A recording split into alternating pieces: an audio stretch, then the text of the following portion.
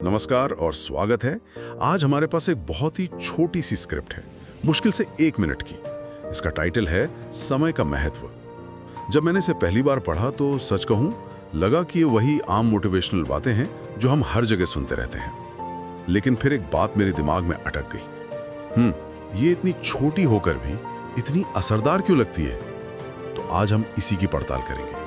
हमारा मकसद ये समझना है कि ये छोटा सा टेक्स्ट किन मनोवैज्ञानिक तरीकों का इस्तेमाल करके हमें प्रेरित करने की कोशिश करता है। तो चलिए इसके एक एक शब्द की गहराई में उतरते हैं। बिल्कुल, और ये एक बहुत दिलचस्प पड़ताल होने वाली है। इस तरह की स्क्रिप्ट्स एक आइसबर्ग की तरह होती हैं। आइसबर्ग? हाँ, जो ऊपर दिखता है वो बस 10% है, मतलब सीधी साधी सलाह। अच्छा। लेकिन 90% हिस्सा पानी के नीचे छिपा होता है। वो मनोवैज्ञानिक तकनीकें जो हमारे दिमाग के काम करने के तरीके पर असर डालती हैं। हम आज यही देखेंगे कि कैसे शब्दों के चुनाव, तुलनाओं और इमोशनल ट्रिगर्स से एक ऐसा संदेश बनाया गया है जो सिर्फ कानों तक नहीं बल्कि सीधे हमारे अंदर तक पहुंचता है। ठीक है, तो इस स्क्रिप्ट की जो बात सबसे पहले ध्यान खींचती है वो है इसकी पहले ही लाइन। ये कोई भूमिका नहीं दानती, सीधे कहती है कहा जाता है समय ही जीवन है। जो अपना समय बर्बाद करता है वो अपने जीवन को बर्बाद करता है। ये एक बहुत बड़ा दावा है, समय को सीधे सीधे जीवन के बराबर रख देना। और ये सिर्फ एक बड़ा दावा नहीं है, ये इस पूरे संदेश की नींव है। यहाँ एक क्लासिक मनोवैज्ञानिक तकनीक का इस्तेमाल हुआ है जिसे एसोसिएशन या साहचर्य कहते हैं। एसोसिएशन? हाँ, इसमें एक अमूर्त विचार जैसे समय, जिसे हम देखे छू नहीं सकते, उसको एक बहुत ही मजबूत भावना या कीमती चीज जैसे जीवन से जोड़ दिया जाता है। जैसे ही आप समय को जीवन कहते हैं, समय की बर्बादी अब सिर्फ घड़ी की सुइयों का आगे बढ़ना नहीं रह जाता, वो सीधे सीधे जीवन की बर्बादी लगने लगती है। बिल्कुल। मतलब ये सिर्फ एक अच्छी लाइन नहीं है, ये हमारे दिमाग के साथ खेलने जैसा है। ये समय के विचार पर जीवन से जुड़ी सारी भावनाएं, डर, उम्मीद, प्यार, सब चिपका देती है। एकदम, ये एक इमोशनल शॉर्टकट है। आपको ये समझाने की जरूरत नहीं है कि जीवन क्यों कीमती है, ये तो हम सब जानते हैं। सही बात है। तो जब समय को जीवन से जोड़ दिया जाता है तो जीवन की सारी कीमत अपने आप समय पर ट्रांसफर हो जाती है। बिल्कुल। इसी वजह से ये पहली लाइन सुनते ही एक गंभीरता और एक तात्कालिकता का एहसास होता है। हाँ, जो हमें आगे की बात सुनने के लिए मजबूर कर देता है। बिल्कुल। हाँ, और ये नींव रखने के बाद स्क्रिप्ट एक और मजेदार काम करती है। ये दुनिया को 2 हिस्सों में बांट देती है। 2 हिस्सों में? हाँ। कहती है जो आज मेहनत करता है वही कल चमकता है, और जो आज टालता है कल पछताता है। इसके बाद ये विचार आता है कि दिन में 24 घंटे तो सभी को मिलते हैं, लेकिन सफल और असफल लोगों में फर्क उनके उपयोग का होता है। हाँ। 1 मिनट का उपयोग करता है, दूसरा बहाना बनाता है। यहाँ एक साफ लकीर खींच दी गई है। ये इंसानी मनोविज्ञान की एक बहुत पुरानी और शक्तिशाली तकनीक है। कौन सी? जिसे हम बनाम वो या यू वर्सेस देम कह सकते हैं। अच्छा। ये हमें 2 टीमों में बांट देती है, सफल लोगों की टीम और असफल लोगों की टीम। और कोई भी इंसान स्वाभाविक रूप से हारने वाली टीम में नहीं रहना चाहता। सही है। तो ये स्क्रिप्ट आपको एक विकल्प देती है और पूछती है आप किस तरफ हैं। ये एक बहुत ही चालाक तरीका है क्योंकि ये आपको सिर्फ सुनने वाले से एक भागीदार बना देती है। आप मन ही मन सोचने लगते हैं कि मैं किस टीम में हूँ या किस टीम में होना चाहता हूँ। और ये आज के हसल कल्चर में और भी ज्यादा असरदार हो जाता है ना, जहाँ हर पल को प्रोडक्टिव बनाने का एक सामाजिक दबाव है। बिल्कुल। असफल होना सिर्फ एक नतीजा नहीं है, ये एक पहचान बन गया है जिससे हर कोई बचना चाहता है। बिल्कुल। और ये स्क्रिप्ट कहती है कि उस पहचान से बचने का रास्ता बहुत आसान है, अपने मिनटों का सही इस्तेमाल करो। एकदम सही। ये एक जटिल समस्या जैसे कि टालमटोल या जीवन में दिशा की कमी को एक बहुत ही सरल समाधान देती है। आपको अपनी पूरी जिंदगी बदलने की जरूरत नहीं है, बस अपने अगले मिनट को बदलने की जरूरत है। ये सलाह को करने योग्य और कम डरावना बना देता है।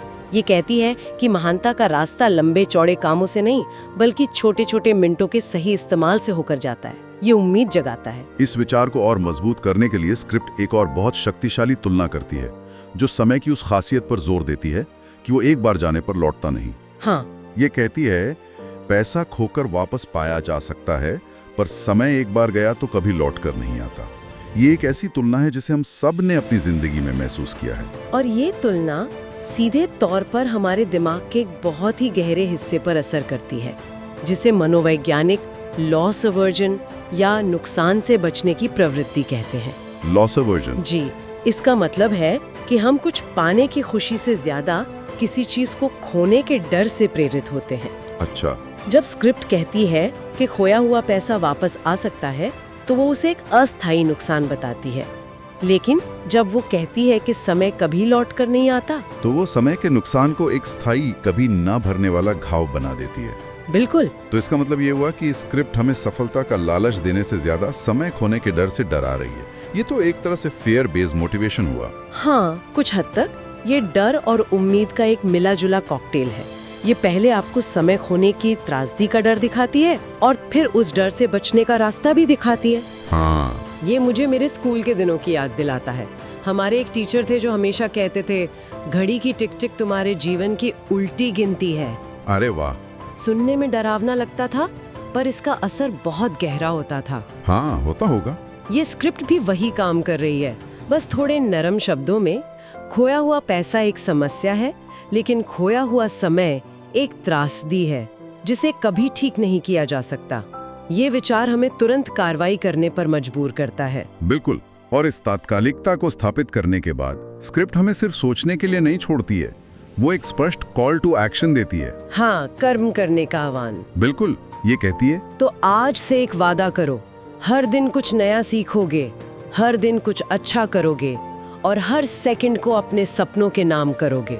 मुझे ये हिस्सा इसलिए पसंद आया क्योंकि ये अमूर्त सलाह से निकलकर बहुत ठोस कदमों पर आ जाता है। और अगर हम इस आह्वान की बनावट को देखें, तो ये बहुत सोच समझकर तैयार की गई है। कैसे? जो योगदान या इंसानियत की बात करता है। और हर सेकंड को अपने सपनों के नाम करोगे, ये व्यक्तिगत महत्वाकांक्षा की बात करता है। हाँ, ये एक संतुलित जीवन का फॉर्मूला देने की कोशिश करता है। खुद को बेहतर बनाओ, समाज के लिए कुछ करो और अपने लक्ष्य हासिल करो। लेकिन इसमें एक चीज बहुत चतुराई से गायब कर दी गई है। क्या? आराम या मनोरंजन। इस फॉर्मूले में आराम के लिए कोई जगह नहीं है। ऐसा लगता है जैसे ये स्क्रिप्ट मानती है कि जो समय सपनों के लिए इस्तेमाल नहीं हो रहा, वो बर्बाद हो रहा है। क्या ये जानबूझकर किया गया है ताकि संदेश एकदम केंद्रित रहे? ये एक बहुत ही महत्वपूर्ण बात है। हाँ, मेरा मानना है कि ये जानबूझकर किया गया है। ये स्क्रिप्ट एक खास विचारधारा का प्रतिनिधित्व करती है, जिसे हम प्रोडक्टिविटी मैक्सिमाइजेशन कह सकते हैं। Productivity maximisation. इस विचारधारा में आराम का भी एक मकसद होता है, शरीर और दिमाग को रिचार्ज करना, ताकि आप और ज्यादा प्रोडक्टिव हो सकें। आराम अपने आप में एक लक्ष्य नहीं है। सही बात है। इस स्क्रिप्ट का हीरो वो है जो हर सेकंड का हिसाब रखता है। यहाँ रुकने, ठहरने या बस होने के लिए कोई जगह नहीं है। ये इसकी सबसे बड़ी ताकत भी है और शायद सबसे बड़ी कमजोरी भी। सही बात है। और फिर आता है अंतिम संदेश, जो पूरे विचार को एक सूत्र में पिरोता है। स्क्रिप्ट का अंत होता है इस पंक्ति के साथ, जो समय की कद्र करता है, समय उसी को महान बना देता है। और इसके साथ एक अंग्रेजी टैगलाइन भी है, जिसका भाव यही है कि अगर आप समय की इज्जत करेंगे तो सफलता आपकी इज्जत करेगी। यहाँ पर समय और सफलता का मानवीकरण किया गया। मानवीकरण। हाँ, उन्हें एक इंसान की तरह दिखाया गया है। ये कहानी कहने की एक बहुत पुरानी और असरदार तकनीक है।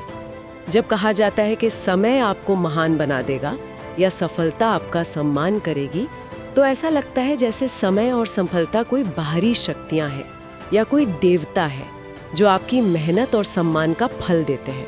अच्छा।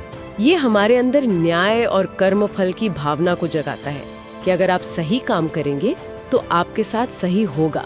ये दुनिया को एक ज्यादा व्यवस्थित और अनुमानित जगह बनाता है, जहाँ मेहनत का फल जरूर मिलता है। ये एक बहुत ही आरामदायक विचार है कि अगर मैं बस नियमों का पालन करूं, समय की कद्र करूं, तो कोई बड़ी शक्ति है जो मुझे इनाम देगी। ये अनिश्चितता को कम करता है। बिल्कुल, ये अनिश्चित दुनिया में एक निश्चितता का वादा करता है।